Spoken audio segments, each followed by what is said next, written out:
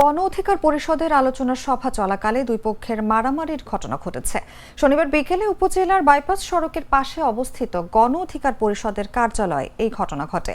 স্থানীয় ও দলীয় সূত্রে জানা গেছে, গণ অধিকার পরিষদের ফরিদপুর জেলা শাখার সাধারণ সম্পাদক ফরহাদ মিয়া ও সালথা উপজেলা গণ অধিকার পরিষদের সভাপতি ফারুক ফকির দুজনেই ফরিদপুর 2 আসনের সম্ভাব্য এমপি প্রার্থী। কিন্তু আলোচনা সভার ব্যানারে ফরহাদ মিয়ার নির্বাচনী প্রচারণা শীর্ষক আলোচনা সভা লেখা ছিল।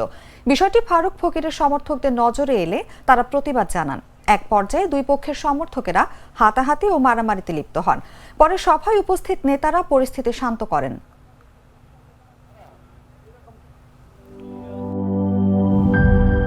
প্রাণ চিনিকুড়া চাল,